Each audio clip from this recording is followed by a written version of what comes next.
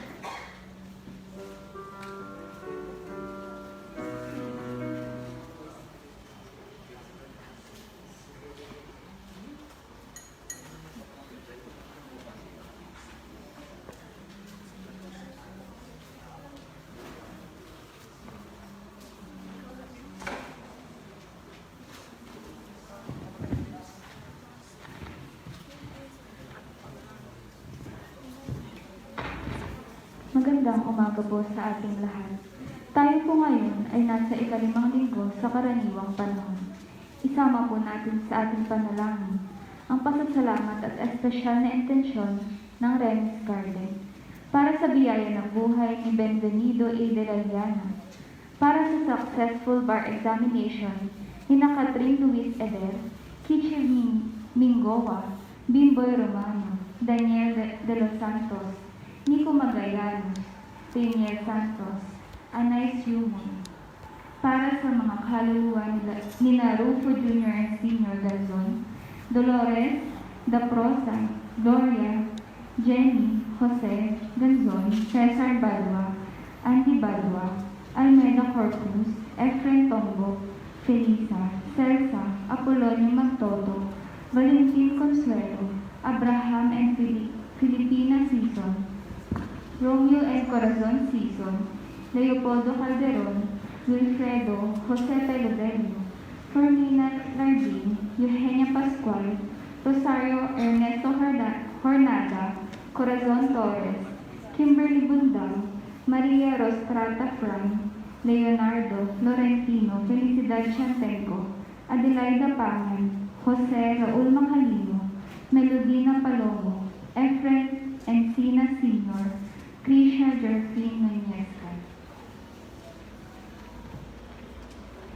Sa harap ng may kapal, hindi tayo karapat-dapat.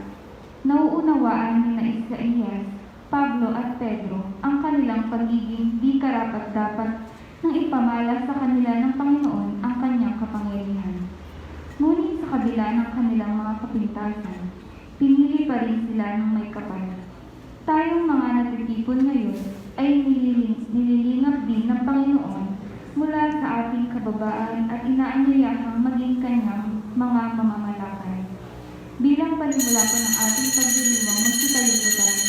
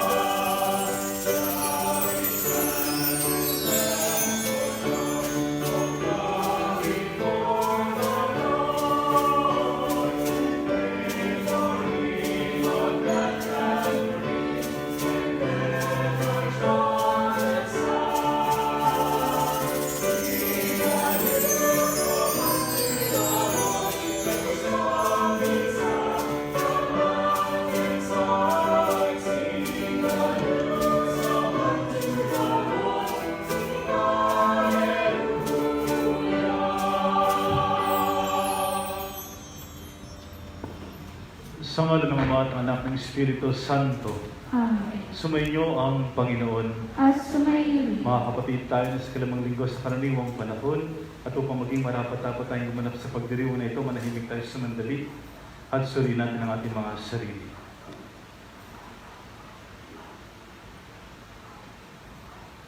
Panginoon, ikaw ang aming daan patungo sa Ama. Panginoon, kaawaan mo kami. Panginoon, kaawaan mo. Kristo, ikaw lamang ang katotohanan. Kristo, kaawaan mo kami. Kristo, kaawaan mo. Panginoon, ikaw ang buhay at buhay na walang hanggan. Panginoon, kaawaan mo kami.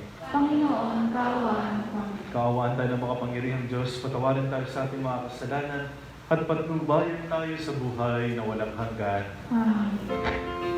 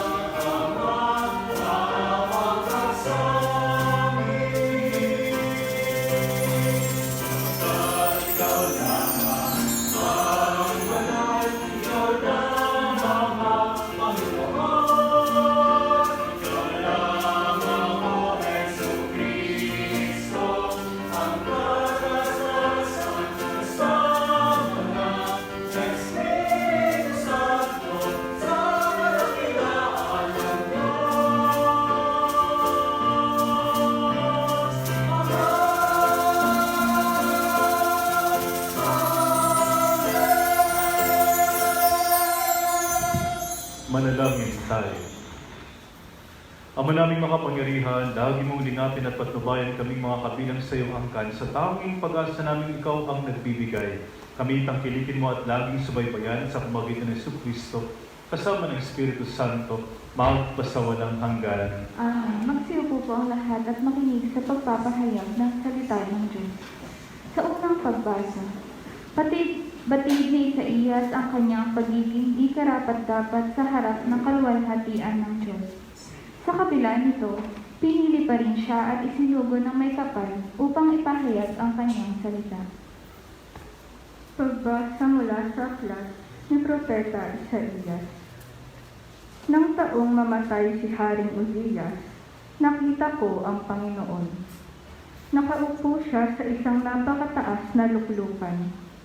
Ang laylayan ng kanyang damit ay nakalatag sa buong templo.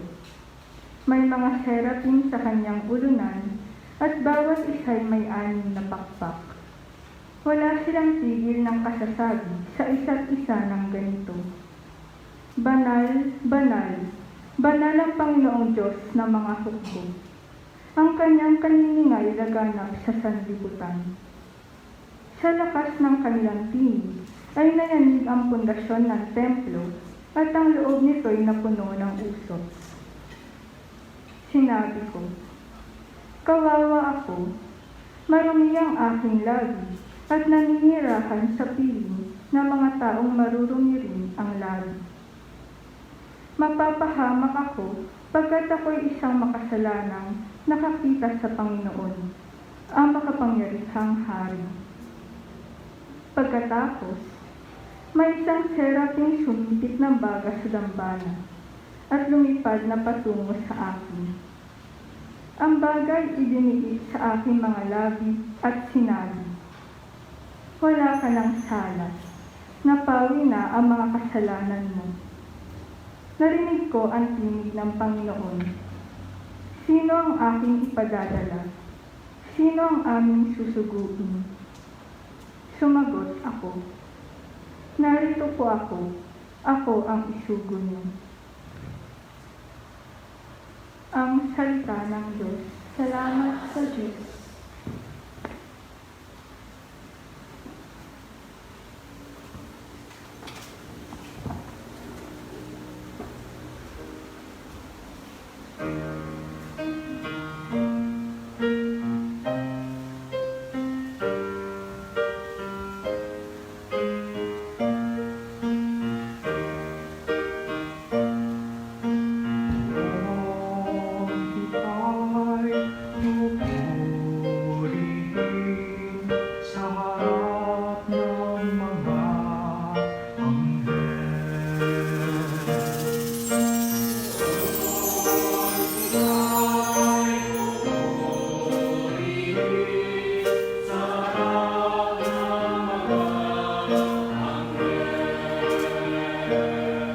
Pagpupuon mong pusong awit ng pasalamat sa harap ng mga anghel, pupurihin kitang ganap. Sa harap ng iyong templo ay uyuko at kagalang. Pupurihin kita roon, pupurihin ang iyong ngalan.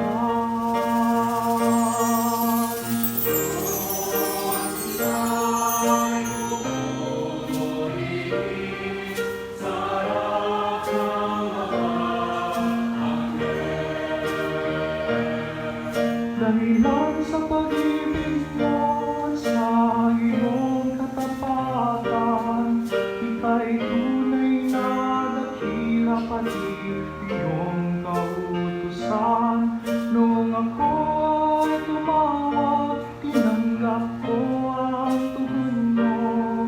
Sa lakas mong itinulong ay lumakas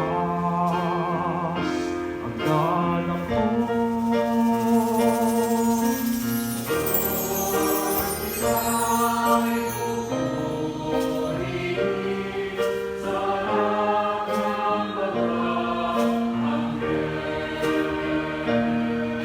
Dahilan sa pangako mo, narinig ng mga hari. Pupurihin ka ng lahat at ika'y pagbubunyi.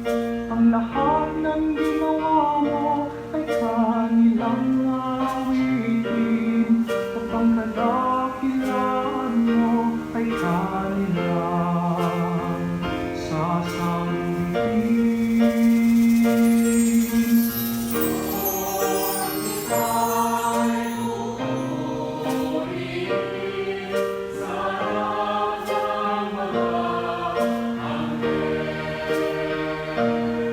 Nahandang harapin mo, mapupusok kong kaaway.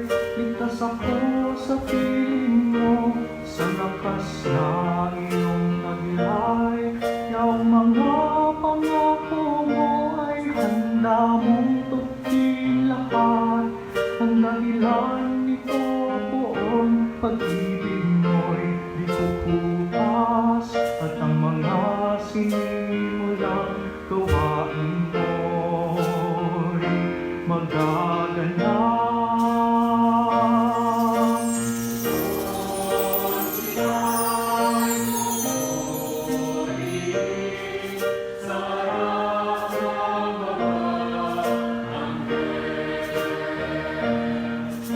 Puon kita'y pupurihin sa harap ng mga anghel. Sa ikalawang pagbati, sapagkat dati siyang taga-usig ng pamayanang Kristiyano. Itinuturing ni San Pablo ang kanyang sarili bilang pinakahuli sa mga apostol. Sa kabila ng dati niyang karakasan, napakita pa rin sa kanya si Kristo at isinugo si San Pablo upang ipahayag ang mabuting balita. Pagbasa mula sa unang sulat ni Apostol San Pablo sa mga taga-Corinto. Mga kapatid, nang ako'y pumariyan, ipinahayag ko sa inyo ang lihim na panukala ng Diyos. Ngunit hindi sa pamamagitan ng malalalim na pananalita.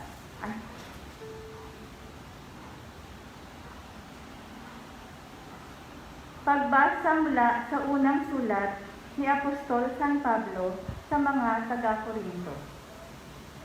At ngayon ipinaalala ko sa inyo, mga kapatid, ang mabuting balita na ipinangaral ko sa inyo.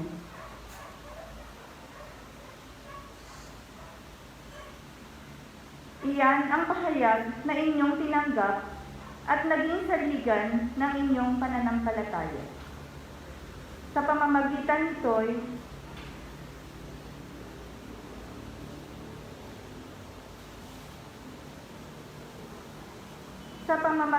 nito'y naliligtas kayo kung matatag kayong nananangan sa salitang ipinangaral ko sa inyo. Liban na nga lamang kung kayo'y sumasampalataya na di na iniisip ang inyong sinasampalatayanan. Sapagkat ibinigay ko sa inyo itong pinakamahalagang aral na tinanggap ko rin. Si Kristo'y namatay dahil sa ating mga kasalanan, bilang katuparan sa nasasaad sa kasulatan. Inililibing siya at muling nabuhay sa ikatlong araw, ayon din sa kasulatan. At siya ay napakita kay Pedro saka sa 12. Pagkatapos, napakita siya sa mahigit na 500 kapatid na nagkakatipon. Marami sa kanila'y buhay pa hanggang ngayon, bagamat patay na ang ilan. At napakita rin siya kay Santiago, saka sa mga apostol na sama-sama noon. Sa kahuli-hulihay, napakita rin siya sa akin, bagamat ako'y tulad ng batang ipinanganak ng di pa kapanahunan. Sapagkat ako ang pinakahamak sa mga apostol, ako ay di karapat-dapat tawaging apostol, sapagkat inusig ko ang simbahan ng Diyos. Ngunit dahil sa kagandahang loob niya, ako ay naging apostol, at hindi naman nawalan ng kabuluhan ang kalooban niyang ito sa akin. Nagpagal ako ng higit kaysa kanino man sa kanila, bagamat hindi ito sa sarili kong kakayanan, kundi sa tulong ng Diyos sa akin.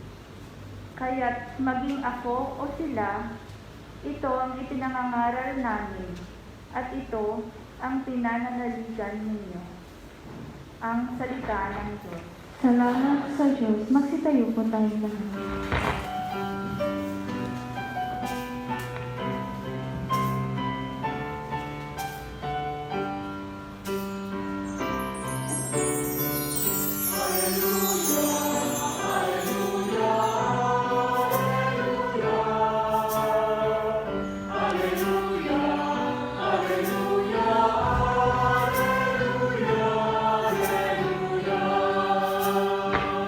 Sumunod kayo sa akin at kayo'y aking gagawing katambal ko sa tungkulin.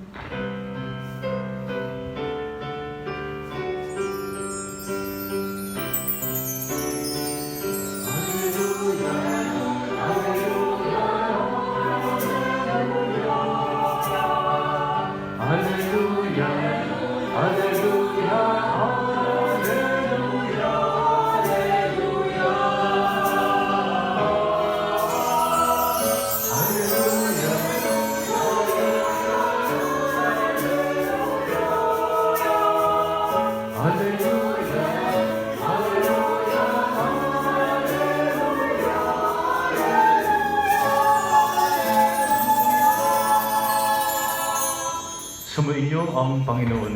At sumainyo. Ang mabuting balita ng Panginoon ayon kay San Lucas. Papuri sa iyo, Panginoon.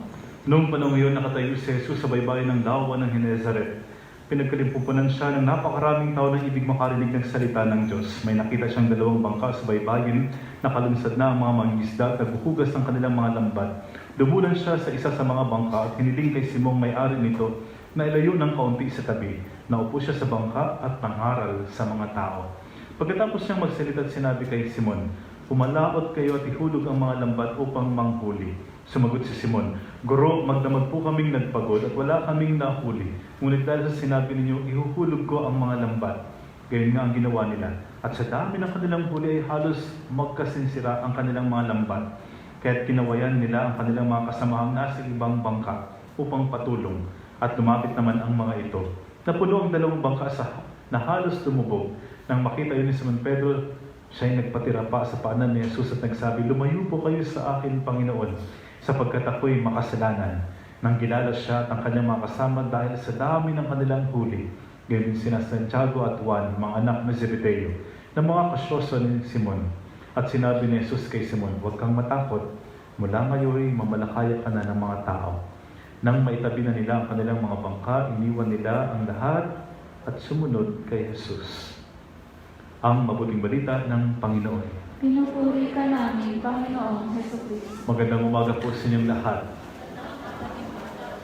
Ang bawat tagpo sa ating ebanghelyo ay nagpapaalala kung ano ang nangyayari noong bata pa lang ang ating simbahan. Marahil ang pagkakataong ito ay ang simbahan ay nananawagan para sa mga gustong maglingkod sa simbahan, siyempre, at siyempre higit sa lahat sa Diyos at sumunod kay Kristo. Pero sa mga pagkakataong din ito, ang simbahan marahil ay medyo nawawalan ng pag-asa, kumbaga, na para bagang sa dami ng kanilang ginagawa, minsan nababawasan pa sila, napapatay sila, nahuhuli at pinahihirapan. Marahil sa pagkakataong yun, dahil tao naman ang bumubuo ng simbahan sa ganong pagkakataon, nahihirapan sila, nawawalan ng pag-asa. Yung kanilang pagtitiwala ay nababawasan. At ito marahil ay isang magandang paalala para sa batang simbahan. Pero hindi lamang ito noong unang panahon. Hanggang sa kasalukuyan, ganoon din ang ating nararanasan. Alam niyo yun, minsan bilang isang pari, ang dami mo nang ginawa, parang wala lang. Parang walang nangyayari. Parang wala ka namang nakukuling isda. Nakakapagod. Nakakasira ng loob. Hindi na nakakasira, nakakasama ng loob pag minsan. At yun nga, pag minsan mawawalan ka ng tiwala sa sarili mo, sa kapwa, syempre sa Diyos din. Parang, yun nga, wala nga kasing nangyayari. Walang huli. Hindi lang ito sa pari. Minsan sa mag-asawa, hindi ba? Minsan sa magulang. Nagtrabaho ka ng maigi. Inamahal mo naman ang mabuti ang anak mo. Ayun, lumalaking suwail. Hindi ba? Nakakagigil. Ganun pag minsan. O kahit sa pagtatrabaho, araw-araw ka naman pumapasok, maaga ka naman pumapasok, ginagawa mo lahat, nag-uwi ka pa ng trabaho mo sa bahay. Ganun pa rin. Parang wala lang, di ba? Hindi tayo nakakahuli ng madaming isda kung baga. At marahil, yun nga ang panawagan sa atin. Aanyayahan tayo ng ating Panginoon na magpatuloy. Aanyayahan niya tayo na ihulog ang ating lambat muli. At sana huwag matigas ang ulo. Sumunod sana tayo. Sumunod tayo sa kung ano ang sinasabi ng ating Panginoon. Kahit na sa gitna ng pagkakataon na hinang-hina na tayo or takot na takot, wala nang pag-asa. Yung mga burang-burang na halos lahat. One last try. Ihagis pa rin natin ang ating lambat. Maganda yung pundasyon na alam natin na si Jesus ang nagsasabi sa atin noon. At marahil sa pagkakataong iyon, doon tayo makakahuli. Siksik, liglig, at umaapaw. Muli ang panyaya sa atin, magtiwala pa rin tayo sa Kanya. Kumapit tayo sa Kanyang tapat na pangako sa atin. Kasi pag minsan, nawawalan tayo ng loob dahil inaakala natin na tayo lamang ang kumikilos. Mag-isa lang tayo, kumbaga. Kaya tuloy, minsan pagod na pagod talaga tayo at hirap na hirap. Huwag sana nating isipin yon, sapagkat mali iyon. Laging nariyan ang ating Panginoon upang tayo'y kalingain. Nauuna lang kasi pag minsan yung ating damdamin. Pakinggan natin siya sa ating pananampalataya. Nariyan siya palagi at sinasabi niya, muli, ihulog natin ang ating lambat. Magtiwala tayo, maniwala tayo. Sa bandang dulo, kahit hindi tayo karapat-dapat, pinipilit tayo ng Diyos at pinagkakatiwalaan. Ganun din sana tayo sa Kanya. Piliin palagi natin siya at pagkatiwalaan. Ngayong darating na eleksyon, sabay eleksyon, no? Hinga tayo ng malalim. Binibigyan tayo ng pag-asa pa ng ating bansa. Pagdasal natin, panuorin natin yung mga interviews at saka forum. Pag-isipan natin ng mabuti, pagnilayan at pagdasalan.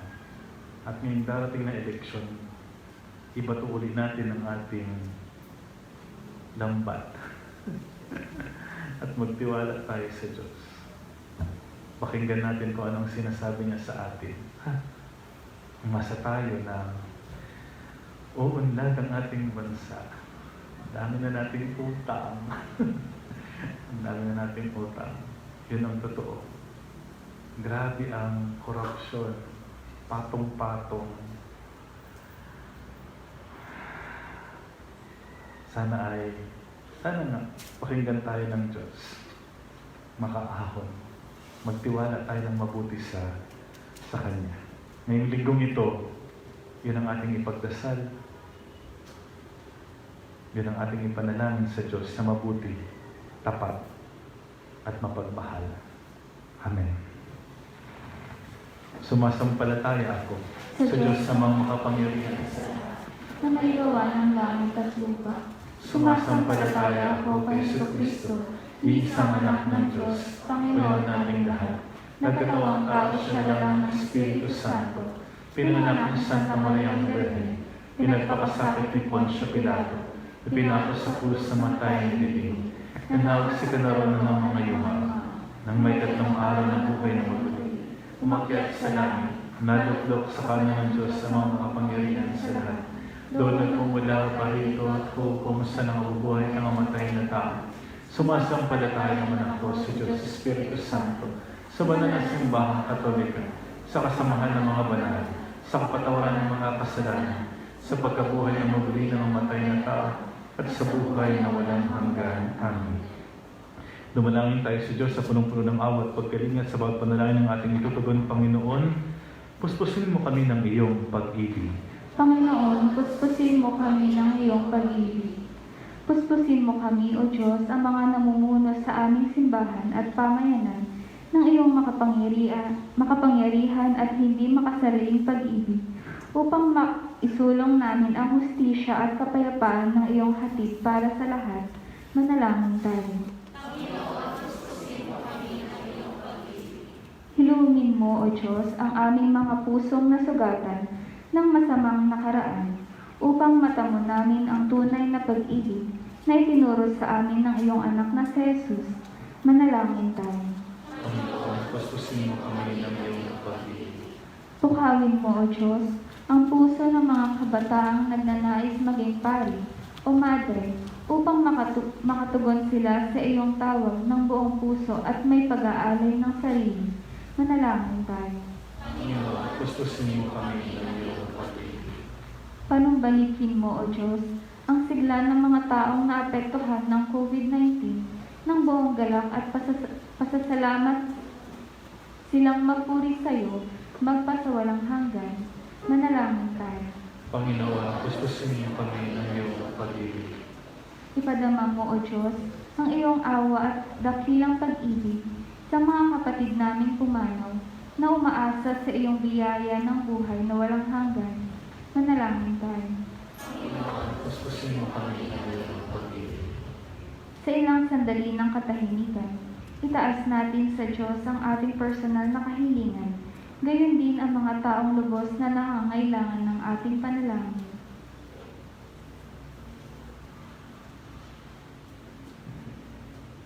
Manalangin tayo.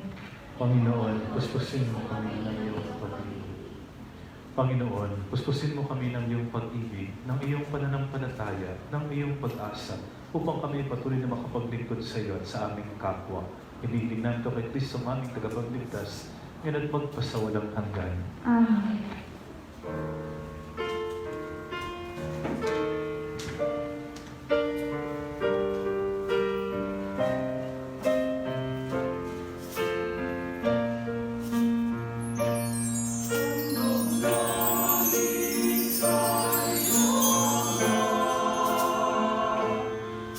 Magsipo po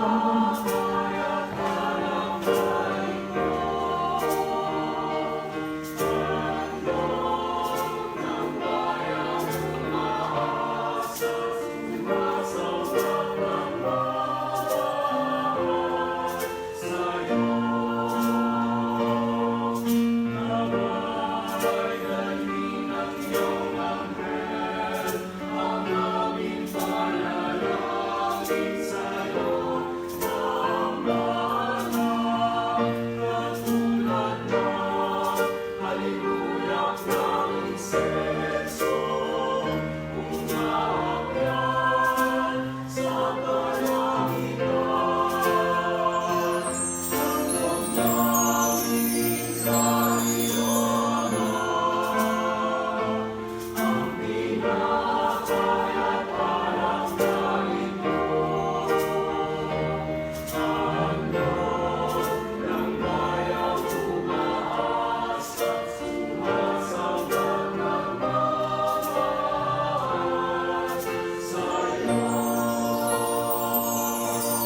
Manalangin kayo mga kapatid, o mapaghain natin ang kalugdan ng Diyos samang makapangyarihan. Tanggapin nawa ng Panginoon sa paghahain sa iyong mga kamay, sa kapurihan niya at karangalan sa ating kapakinabangan at sa buong sambayanan niya ang banal. Ama naming lumikha, ang pagkatinuming narito ay iyong ginawa upang mapalakas kaming mga mahihina. Ipagkaloob ito ay aming mapagsaluhan bilang pakikinabang sa buhay mong pangmagpakailanman sa pamagitan ni Jesucristo, kasama ng Espiritu Santo, magpasawalang hanggan. Sumayin niyo ang Panginoon, At sumayin, itaas sa Diyos ang iyong puso at diwa. tinaas na namin sa Panginoon. Pasalamatan natin ang Panginoong ating Diyos. Marapat na siya ay pasalamatan. Ama naming makapangyarihan, tunay ngang marapat na ikaw ay aming pasalamatan. Ikaw ang lumikha sa tanan, ikaw ang nagtatang magkaroon ng gabi at araw, gayon din ng tag-init at tag-ulan. Ikaw ang bumubog sa tao bilang iyong kawangis, na mapagkamatuwala ang mga siwa sa daigdig. Ikaw ay pinaglilingkuran sa pagganap sa pananagutan na iyong pinagtitiwalaan sa pamagitan ng anak mong mahal. Kaya kaisa ng mga anghel nagsisiawat ng papuri sa iyo, nang walang humpay sa kalangitan, kami nagbubunyi sa iyong kadakilaan.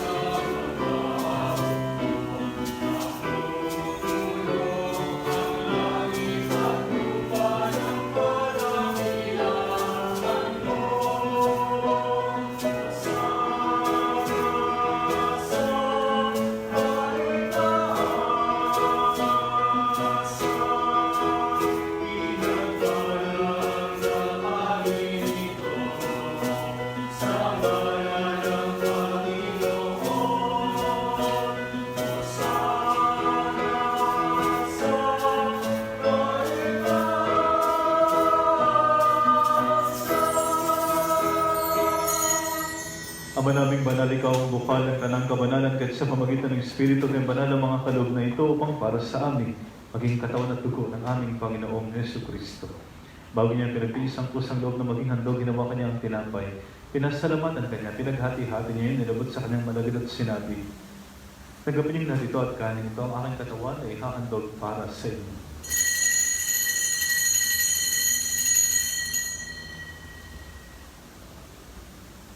Gayun din naman, matapos ang hapunan, ginawa kanyang kalis, muli kanyang pinasalamatan, inabot niya ang kalis sa kanyang malagid at sinabi, "Nagapinin na dito at inumin, ito ang kalis ng aking dugo ng bago at walang hanggang tipan. Ang aking dugo na ibubuhos para sa inyo at para sa lahat sa kapagpapatawad ng mga kasalanan. Gawin ninyo ito sa pag-alaala sa akin."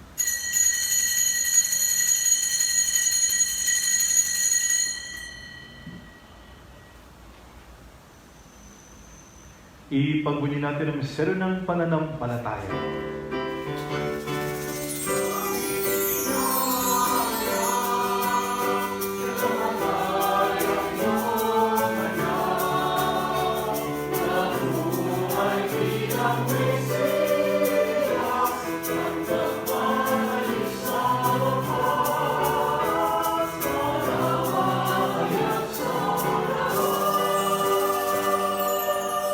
Ama, ginagawa namin ngayon ang pag-alaala sa pagkamatay at muling pagkabuhay ng anak, kahit inialay namin sa iyo ang tinapay na nagbibigay buhay at ang kalis na nagkakalob ng kaligtasan. Kami nagpapasalamat dahil kami minarapat na tumayo sa harap mo para maglingkod sa iyo. Sinasamo namin kami magsalo-salo sa katawan na dugo ng Kristo ay mabuklod sa pagkakaisa sa pamagitan ng Espiritu Santo.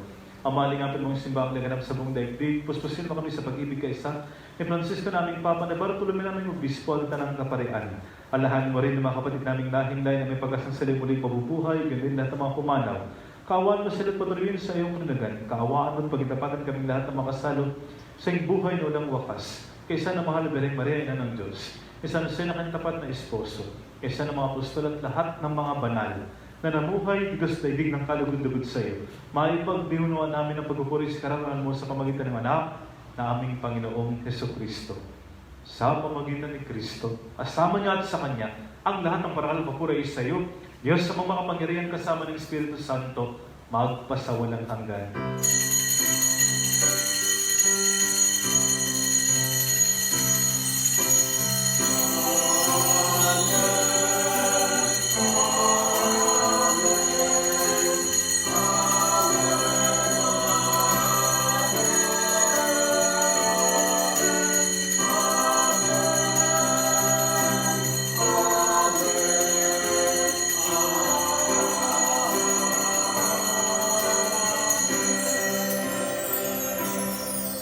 Tawagin nating Ama, ang Diyos nating mapagkalinga.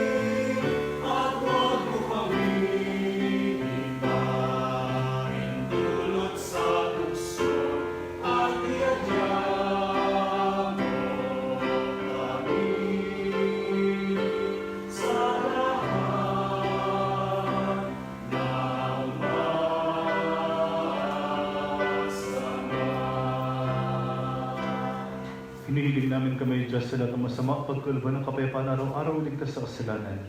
at iliw sa lahat ng kapahamakan, samantalang aming pinananabikan ang dakilang araw ng pagkapahayag ng tagapagligtas naming si Yesu Kristo.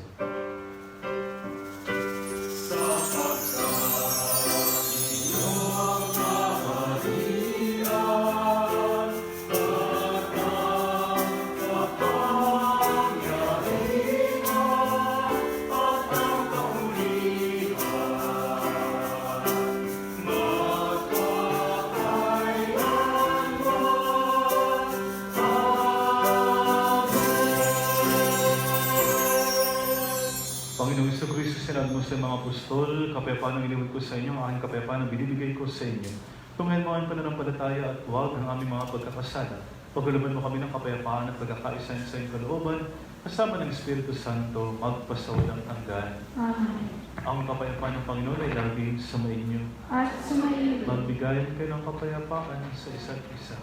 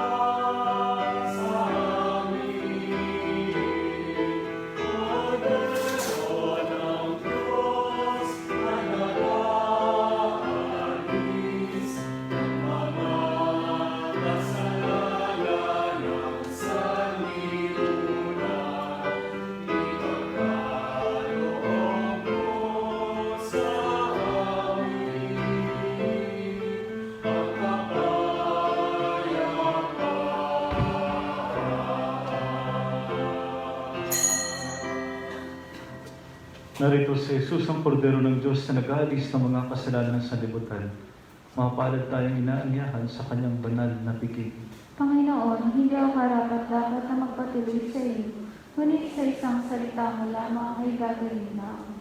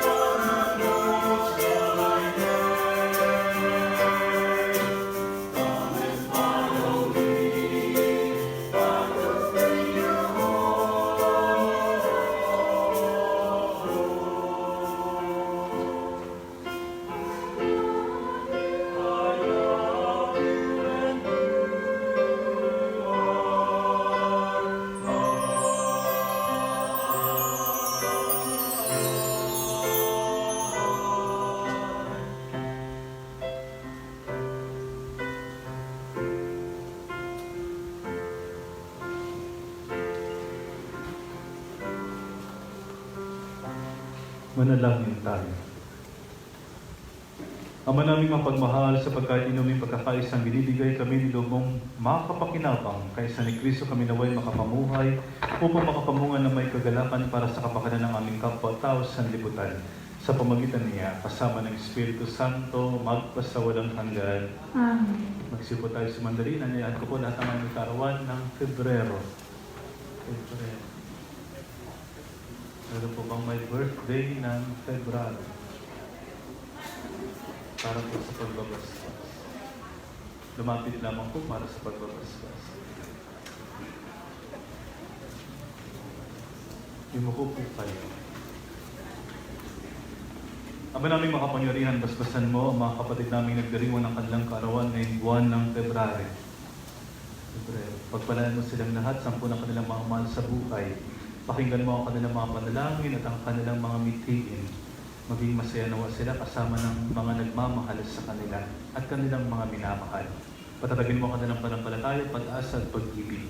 Ilayo mo sila sa lahat ng makapipinsala sa kanilang pag-iisip, pangangatawan at kaluluwa. Samahan mo sila sa kanilang paglakbayan na sila'y sumapit sa iyong kaharian.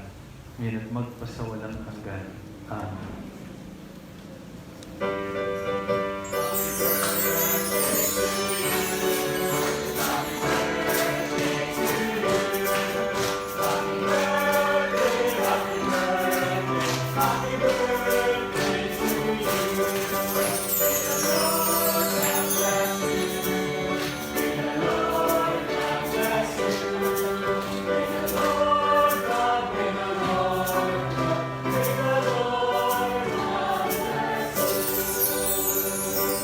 Magsipay na tayong lahat at magpasalamat tayo sa Diyos na mabuti, tapat at mapagmahal.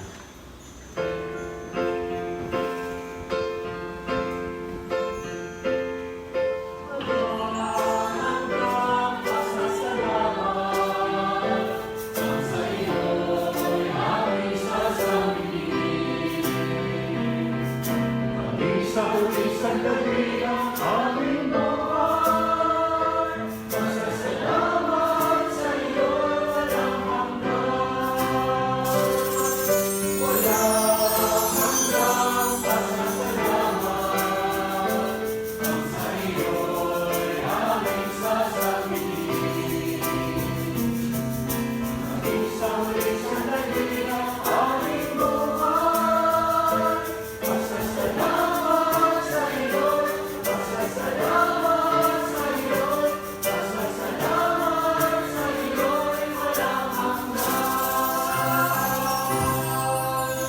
Sumainyo ang Panginoon. At sumayin Imuhukay tingin ang pagpapalad ng Diyos. Ang di malirik na kapayapaan ng Diyos naman ang lumingap sa inyong puso at pag-iisip sa pamagitan ng pagkakilala, pag-ibig niya at ng kanyang anak na si Kristo na ating Panginoon, ngayon at magpasawalang hanggan. Amen. At pagpalaan kayo ng mga pangyarihan Diyos ng Ama, at ng Anak, at ng Espiritu Santo. Amen. Tapos ang ating banal na misa, umayo kayong taglay, kapayapaan at pag-ibig ni Kristo Jesus. Salamat sa Diyos.